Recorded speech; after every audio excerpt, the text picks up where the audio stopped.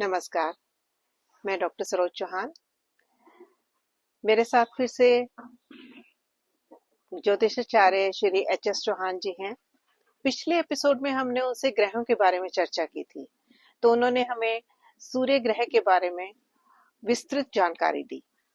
तो मैं सर आपका स्वागत करती हूँ और उसी चर्चा को हम आगे बढ़ाते हैं और बाकी ग्रह जितने हैं उनके कारकत्व के बारे में प्लीज हमें बताइएगा।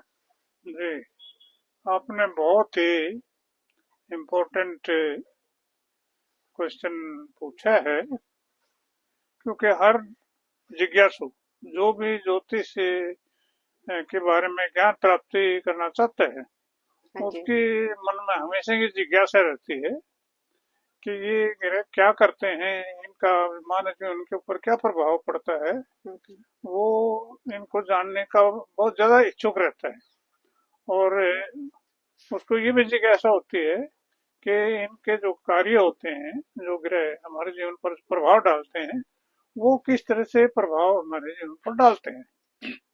जैसे मैंने पिछले एपिसोड में बताया था कि सूर्य जो है वो मेष राशि में मैंने जिक्र किया था। तो सूर्य जैसे जैसे अलग अलग भाव में गोचर करता है, उस हिसाब से उसके कारकत्व देखे जाते हैं। इसी प्रकार चंद्रमा हमारा जो ग्रह है, वो उसके सिग्निफिकेंसेस भी बड़े इम्पोर्टेंट है ज्योतिष के अंदर। हाँ जी। चंद्रमा क्या है? चंद्रमा सबसे प्रथम हमारी जो माता होती है हम्म, उसका कारक माना जाता है। ये एक तरह से चंद्रमा जगत माता है। जैसे मैंने बताया था सूर्य जगत पिता है, जगत पिता। हाँ तो जी। चंद्रमा को जगत माता का खिताब दिया जाता है ज्योतिष में। इसको जगत माता कहते हैं। सूर्य, चंद्रमा जो है, ये तरल पदार्थों का कारक होता है। जितने धरती पर तरल पदार्थ हैं, पर्टिकुलरली खास तौर से जो जल है या दूध है, जो हम्म, सफेद चीजें जो तरल पदार्थ हैं, उनके बारे में ये उनका प्रतिनिधित्व करता है चंद्रमा एक तरह से। जी। तो जब भी हम तरल पदार्थों की बात करते हैं तो चंद्रमा का ख्याल हमारे मन मस्तिष्क में आता है। हाँ जी। जैसे मैं इसका एक उदाहरण देता हूँ आपको कि चंद्रमा पूर्णिमा के दिन, खास तौर से हम्म, पूर्णिमा के दिन, क्योंकि पूर्णमासी होती है, तो चंद्रमा सूर्य से 180 डिग्री पर होता है, तो ये वो दिन पूर्णिमा होती है। तो पूर्णिमा के दिन, क्योंकि पूरे प्रभाव में होता है चंद्रमा, तो आप देखेंगे, आपने आप समुद्र पर गए हो हाँ तो जी। आपने अनुभव किया हो कि पूर्णिमा के दिन खास तौर से जो हमारा समुद्र होता है उसके अंदर ज्वार भाटाएं आ जाती हैं। हाई टाइड्स हाई टाइड बहुत बार जिनको हमने बोला जाता सुना है, है। हाँ जी। हाँ वो जी। सूर्य के वजह से, चंद्रमा की वजह से आती हैं हमारी हाई टाइड। ऐसे ही हमारा जो शरीर है, हाँ जी। इसके अंदर 80%, 80% हमारे अंदर पानी है। तो 70 to 80 हम, हाँ, परसेंट हाँ जी। 24 घंटे हम पानी पीते रहते हैं टाइम पे टाइम। तो ये एक तरह का प्राणदायक ग्रह है, क्योंकि बगैर पानी के कुछ जीवन चलता नहीं है, इसीलिए कहा गया है जल ही जीवन है। हम्म, हम्म। तो ये चंद्रमा जो है पानी को सिग्निफाई करता है।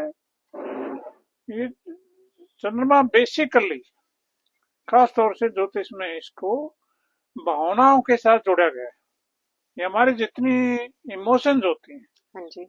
उनका कारक चंद्रमा है। हम्म, चंद्रमा, देखिए मैं आपको बता देता हूँ, अगर चंद्रमा लगन में आ जाए तो इंसान के जो आंसू होते हैं ना, वो बाजुओं पर टपकते रहते हैं। हम्म, ये चलो इसका बहुत इतना ही ज्यादा प्रभाव होता है। ये इसका मतलब वो इमोशंस का, इंसान जो है बहुत यस, इमोशनल उसको होगा। इमोशनल हो जाता है इंसान, हम्म, छोटी छोटी बातों पर वो उसको आंसू निकलते हैं। हम्म, वो चीजों को बहुत ही इमोशनली तरीके से देखता है। हम्म, तो ये आगे जाकर हम जो इसका और ज्यादा गहन अध्ययन करेंगे। तो मैंने थोड़ी बेसिक जानकारी दी है। सर जैसा कि आपने पिछले एपिसोड में बताया कि जो सूर्य है वो एक राशि में 30 दिन तक रहता है, तो चंद्रमा एक राशि में कितने दिन रहता है? जी, चंद्रमा की 16 कलाएं होती हैं। हाँ जी। एक्चुअली 16 कलाओं से क्या मतलब हम्म, है? आपने सुना हुआ होगा वो चंद्रमा की कलाएं होती हैं। हम्म, चंद्रमा एक राशि में लगभग 2.25 दिन से 2.5 दिन तक रहता है। हम्म, मैं आपको बता दूं, चंद्रमा की जो गति है हम्म। वो 12 डिग्री डेली होती है, यानी जैसे सूर्य की आपने हाँ, बताई कि वो एक वो एक डिग्री। दिन में 1 डिग्री चलते हैं हाँ सूर्य जी। भगवान। हाँ तो जी। ये एक राशि में 2.25 दिन से 2.5 दिन तक रहते हैं, और इनकी जो गति होती है वो 12 डिग्री एवरी डे में होती है, यानी 24 घंटे में 12 डिग्री चलते हैं। एक तो राशि में एक राशि में, हाँ हाँ, जी। एक राशि में 30 डिग्री जो होती हैं, तो लगभग 2.5 दिन ये एक राशि में रहते हैं। हम्म, इनकी ऊंच नीच राशियां भी मानी जाती हैं ग्रहों की। तो हम्म, चंद्रमा जी की है ये वृष राशि में उच्च का होता है, और इसकी नीच राशि वृश्चिक मानी गई है। जी। हम्म। तो देखिए सर ने कितनी दो ग्रहों के बारे में अभी हमें जानकारी दी है। पिछले एपिसोड में सूर्य के बारे में सर ने बताया, और इस एपिसोड में सर ने हमें चंद्रमा के बारे में कुछ जानकारी दी। इसकी विस्तृत जानकारी जो है, जैसे जैसे हम आगे बढ़ेंगे, ज्योतिष को और ज्यादा अध्ययन करेंगे, उसके साथ साथ इसका पूरा हम आगे वो जी। बताएंगे। तो जी, सर तीसरे ग्रह के बारे में और हमें बताइए। हमारा जो तीसरा ग्रह ज्योतिष में माना जाता है उसको भौम कहते हैं। ये मंगल ग्रह होता मंगल है ग्रह। तीसरा। हाँ जी। मंगल को मैं आपको बता दूं, इसको ज्योतिष में भूमि पुत्र माना जाता है, हम्म, क्योंकि मंगल ग्रह, इसका रंग जो होता है लाल होता है। हम्म, इसको ज्योतिष में साहस का ग्रह कहते हैं, हम्म। यानी जितने साहसी काम होते हैं जीवन में हाँ जी। वो सारे के सारे मंगल उनके लिए जिम्मेवार होता है, मंगल की वजह से होते हैं। हम्म, इसको साहस का कारक बोला जाता है। ये भूमि पुत्र कहा जाता है, इसलिए लैंडेड प्रॉपर्टी जितनी है हाँ जी। इस पर मंगल का अधिकार है। जितनी बिल्डिंग है उस पर मंगल का अधिकार है।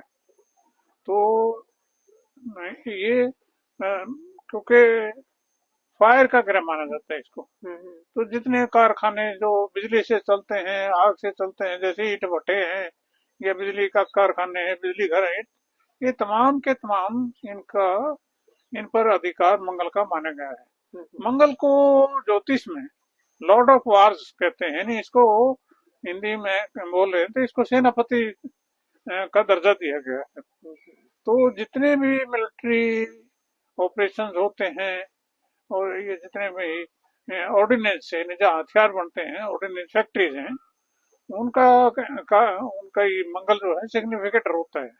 तो मंगल का हमारे जीवन में, क्योंकि डिफेंस का ग्रह होता है, तो बिना सुरक्षा के हम धरती पर जीवित नहीं रह सकते। हम्म, इसलिए मंगल का बहुत ही अहम रोल होता है हमारे जीवन में। हम्म, तो इसको अलग अलग तरीके से देखा जाता है। मंगल जो है ये मकर राशि में उच्च का होता है, और ये कर्क राशि में इसको नीच का माना जाता है। ये उच्च नीच के इनके क्या फलादेश होते हैं, कैसे इसको देखा जाता है, ये आगे जाकर हम अध्ययन करेंगे। जी। तो सर ने इस एपिसोड में हमें चंद्रमा और मंगल के दोनों ग्रहों के बारे में जानकारी दी। तो सर इसके लिए आपका बहुत बहुत धन्यवाद। धन्यवाद। अगले एपिसोड में हम इसी चर्चा को जारी रखेंगे। Thank you.